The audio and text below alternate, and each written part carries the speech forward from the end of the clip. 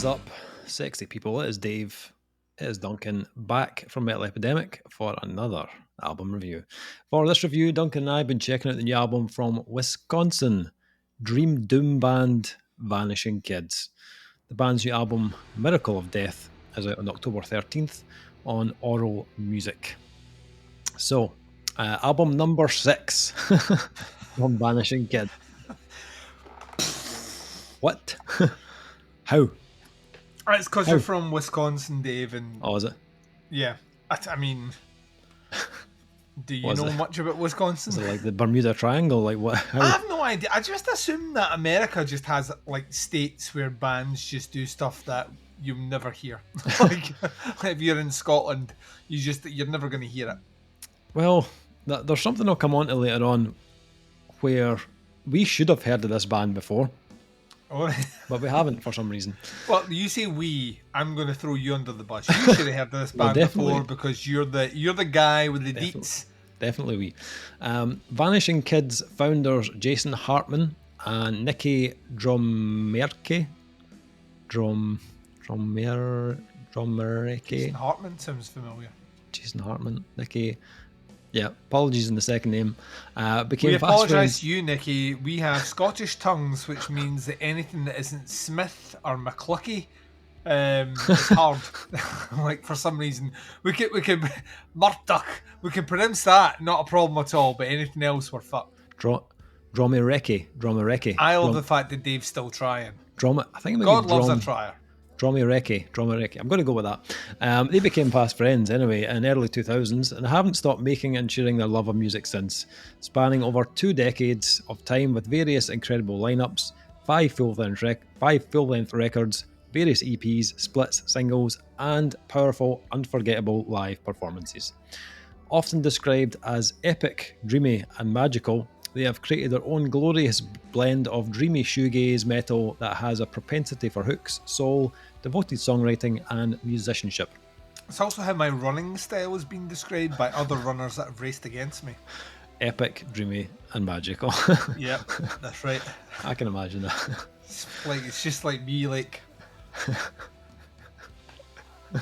wow, look at him. Miracle of Death. Vanishing Kids' upcoming full-length offering was written and recorded during COVID times and is a deep celebration of life, death, love, loss, and many places in between. Nikki, Jason, and Jerry join forces with the excellent Nick Johnson on drums from Jex Toth and Ostury and Zola Jesus, and also Gavin Epperson on violin and viola to bring this glorious blend of genres, styles, moods, and a unique brand of beautiful heaviness all their own. The album was recorded and produced by Dustin Sisson and Vanishing Kids, mixed by the incomparable producer Randall Dunn, who has worked with Sun, Anna von Housewolf, Paul Bearer, Wolves in the Throne Room, and Bjork, and then mastered at Chicago Mastering. The Vanishing Kids' journey continues on as our youth fades away, hearts grow bigger, and the music gets richer. So, this one... So, peek behind the curtain. This one... Like, Dave, the listeners and viewers never want to know how the sausage is made, but you're going to show them right now.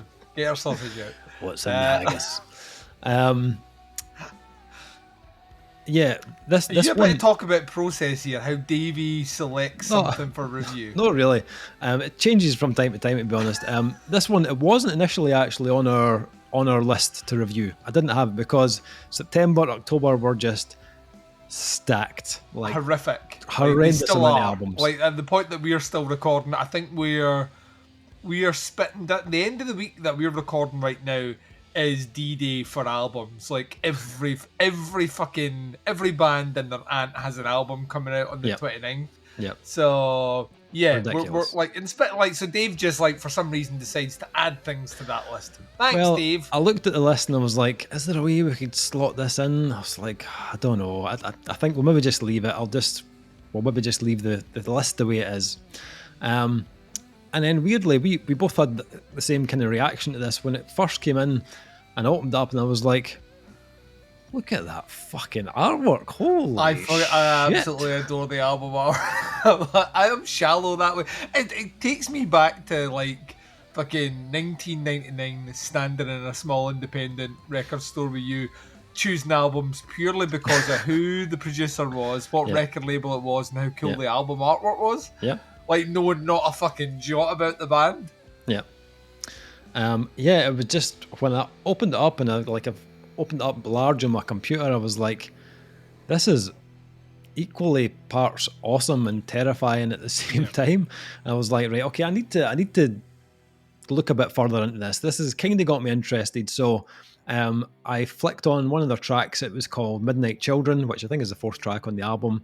It is indeed, yeah. And I was like, okay, my interest has peaked. I think we need to investigate this a bit further. And I'm kind of glad we did, because we've been reviewing a lot of like heavy, visceral albums recently. It's been the year of death metal for anyone that's not noticed. Yeah. A lot of really, really good death metal recently, but the downside of a lot of really good death metal is that anything that doesn't have a blast beat or the fucking fastest, most guttural riff and savagery stands out. Instantly becomes the thing that's not. I love this like purely because track 3, Demon Glove, is named after my favourite brand of condoms. So Demon Glove. I thought you were going to say something obscure. You want to make sure that you don't deposit that seed. Demon Glove. That's not where I thought you were going with that. Use the code Metal Epidemic at checkout.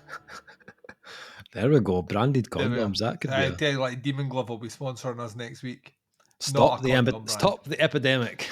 Stop.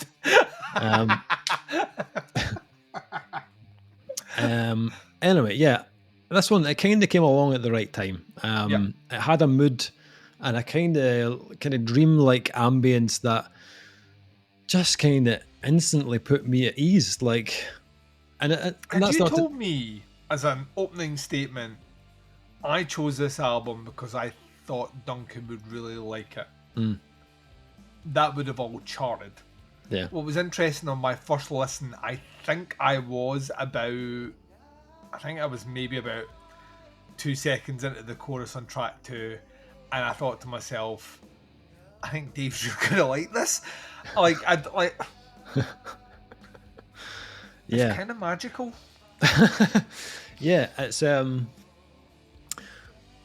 not to say that this album doesn't have heavy moments, but it's predominantly of a kind of doom-laden shoegaze type vibe. And that first track, Spill the Dark, was just like the kind of perfect opener for the album. It's very, very slow in pace, but it's got this kind of like haunting aura about it that just pulls you in.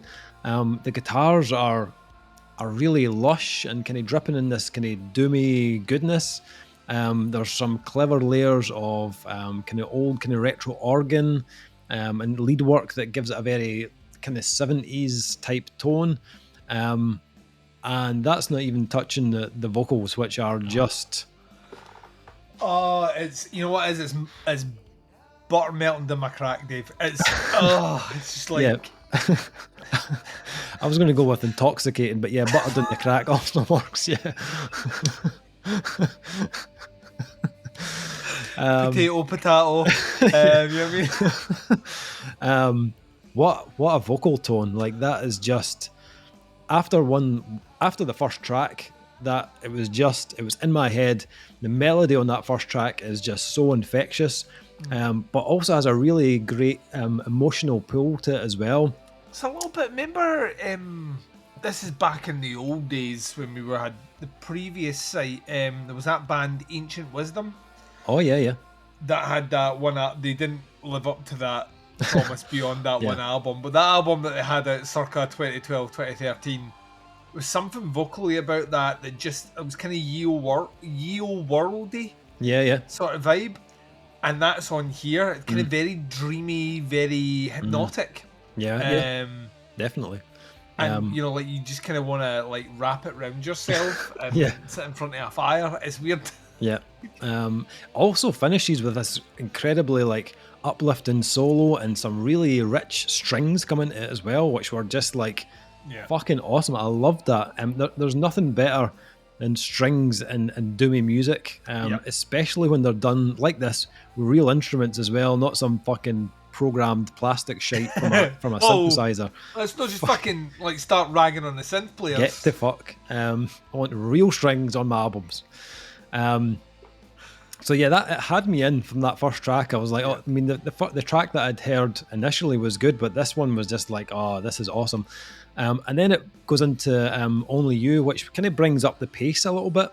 I love this song too much, by the way. Kind of marginally obsessed with Only You. So still very ethereal, a little bit kind of psychedelic in places, but a really good choice to place that track where it was, and it keeps the album kind of driving forward, because the album does sit mostly within that kind of doomy pace. So it was cool to hear something with I wouldn't say it's urgent, but it's got a more of a kind of tempo to it. Vocal delivery on this again is just fucking unbelievable. Huge. Yeah, amazing vocal from Nicky. It's got the cheekiest guitar ever, where he's like doing his like it's like diddle diddle, and you're like, oh fucking yes. And there's a solo in that as well, where everything just breaks out, and he's on a fucking mountainside with a castle behind him, and no Marshall stack, but it's, the castle is the Marshall stack. Plug these guitar into a fucking castle. Yeah, incredible. It's so good, man. Yeah. Vocals again super catchy, not in a saccharine type way as well, though they're tastefully done to give you a hook, but still keeping the tone of the album more on the kind of darker side of things. Midnight Children was the track that I'd heard initially. Actually, when I heard it within the context of the album, I actually enjoyed it more. That first riff that kicks in, it's like Black Sabbath. Well, I was going to go, it was like Black Sabbath with a bit of like hint of Crowbar or something in there. It's like for a first few bars, and then the synths come in, and then the vocals come in. Again, great decision to pick up the pace again on that one after Demon Glove, which is much slower, much more moody, less riffy as well. I loved the little kind of like fade-ins of lead work on Midnight Children, and the organ works really well to kind of build the verses into each chorus. Again, though, I have to say, Nicky was the kind of highlight for me on this. Like, her vocals are just incredible, such a great range. Melodies just like fit like a glove as well. If I had any small kind of criticisms, I would say maybe a couple of tracks maybe lingered on just a touch too long for me.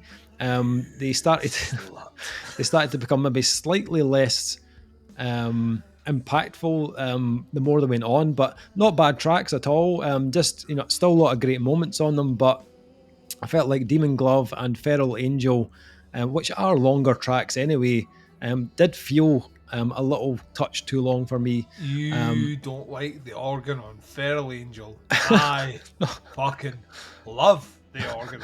I'm like, more organ. I know. Well, I know the kind of slightly longer songs kind of comes part and parcel with the genre, to be honest. But I did feel like Feral Angel did kind of wander a little bit for me. I loved the combo of Forlorn into the closing track, which was Dust. Forlorn is all vocals and organs and synths, no guitars or drums, and it's all mood. But Nicky has this ability to keep you engaged regardless of what she's singing about. Her tone just kind of keeps you locked in for the entirety. Dust is the longest track, about 9.5 minutes, and it's a kind of slow and brooding, and kind of builds into itself with some really nice tempo changes, plenty of dynamic shifts, a great solo, and another like hooky chorus as well. Again, I'm not entirely sure it needed to be 9.5 minutes, but it is the last track on the album, so you tend to find that the last track on a Doom album is a bit of an epic one, so that's fair enough. I did have a listen to the band's previous album, Heavy Dreamer, which, would you believe it? So here we go. This is how we should have heard of this band before. Previous album, Svart Records. How the fuck when did it come out, though? How the fuck? How the fuck did? When did it come out though? Oh, I don't know. Well, that's what you're saying like that. But if we're like we disconnected while still being engaged with the music scene for a couple of years, and then we came back to doing this in 2020. So if it came out before 2020, it might have been before we were synced back up. 2018. Yeah, right. So we weren't reviewing albums in 2018. In fact, if anything, that was a year after we closed up shop on the other website. So I'm going to give us a pass on that one, Dave. You know what I mean? Taking the weight off our shoulders, we weren't doing it. Okay, fair enough. It's the band's fault. Still probably known about it. A year earlier, I might have kept the old website running. We were going to quit, and then this came in, and then we were like, no, we're sticking with this bitch. But then when I saw that, I was like, yeah, that totally makes sense, because this band do sound very much like a smart band. I think on this album, I think they maybe pulled back a little bit on the heaviness and leaned in a bit heavier on the kind of shoegaze on this new album, which I think I preferred personally. I think it adds much more depth to these songs, and they've experimented in part with shorter songs here as well. Everything on that last album was between like 5 and 8 minutes long. But I think the 3 and 4 minute tracks they've added in this album really suit them much better, and much more. I think they're much more memorable when you incorporate that with Nicky's melodies, which are stronger on this album than they were on Heavy Dreamer. I think the guitar tone on that last album, the guitar tone on this album is much better suited to their sound as well. The guitars on the previous album had a bit more of a crunchy kind of tone. This one they went a bit kind of warmer, a bit fuzzier in sound. I think that kind of pairs up better with the psych and shoegaze elements for me. I preferred production in general on this one. I think it sounds really atmospheric. It's very organic sounding. This was thoroughly enjoyable. I think it's a move in the right direction for Vanishing Kids. I can hear the songwriting has become slightly more refined. The vocals are definitely stronger. Loved the strings on this. Most of the tracks are perfectly paced and don't outstay their welcome. Couple that were a touch too long, I thought, but as a whole, I thought this was really fucking good, and I'm really happy that we actually did review this one in the end. What about yourself? How did you get on with it? This might be one of the most exciting finds we've had this year. Oh, for me, this is pitched so straight down the middle, right to Duncan. Like this is like the epitome of, if you want a fucking box ticking exercise of what I love listening to. Vanishing Kids ticks like pretty much every box. It's big doomy retro riffs. There's lush soundscapes, fucking old-fashioned organ, beautiful haunting vocals, and that shoegaze element, which like just kind of sits comfortably in the background. I think I mentioned this. It's almost mentioned as much that people can start a drinking game with this, along with us, like bingo, like fucking shots bingo with Metal Epidemic. There are elements of the shoegaze that remind me of Twin Peaks. Oh. Like, I'm in that fucking world. Track 6 in particular has those elements which just remind me. So I think it's the fact that the guitars are stripped in and there's mostly the synth work and the kind of haunting vocals. It puts me there to the point of view that I feel like I'm in a David Lynch movie. It's fucking nuts. Just when you think you've got a handle on where music is going and the bands that are kind of prevalent in them, you get a little curveball. Now, the album artwork we mentioned before really totally got me in. In fact, moreover, the thing that actually fits more the sound of the band is actually the font they've used on the album, which has this kind of ye olde timey style writing, which actually links really in with those vocals, which I've described as kind of ye old world, like kind of ye olde styly. So there's something about that all links in. The album artwork, which you should go and check out for your fucking self, you lazy bitch, is basically it's a man and a woman. I would assume it's the chief songwriters behind the pane of glass, but instead of rain being down there, it's like they've been painted and the paint's dripping. Very fucking The Dark Knight kind of Joker sort of thing going on. Fucking love it, right? Because looking at that just alone, I'm like this. is this black metal? You're like, it could be fucking anything. And those are the best kinds where you just like, it's like that time we heard that Chrome Ghost album, I was looking at the album artwork and I was like, is that a burning church? This is going to be the sickest satanic shit ever. And it wasn't. Well, so I was in on that. Vanishing Kids, great fucking name for a band. Like, it's haunting and it fits the sound. Spill the Dark is a great opening song, but I can't stress this enough. When Only You kicked in and that chorus hit in, and I was like that, it was like that gif that goes around to the person. It's like, I think it's maybe from one of those Hangover movies, and it's Zach Galifianakis standing there and he's like calculating all this fucking shit out to gamble in Vegas. That was me. Like the moment where that track kicked in, like everything just synced up. All the math, the universe lifted its skirt above its knee for me. And I was like, this is the fucking shit I need. It just all synced right in. Like the doomy guitars, the kind of Sabbath era lead work, the lush fucking shoegaze tones, the haunting vocals, the production. Everything was like locked in on that track. And at that point, I'd pretty much like, I was fucking on their Bandcamp. I was like, I need a wee t-shirt here. I was like, that's how much I was committed to it. And the album from then on and on subsequent listens has just gained value for me. It's gained prominence. The tracks that were maybe not as prominent before. Midnight Child, I would agree with you on a remote listen. I don't know if I would be as high on it. But sandwiched between Demon Glove, which is this very slow, methodically paced track, and Feral Angel, which is heavily fucking organ-driven, Midnight Child sits perfect in on that one.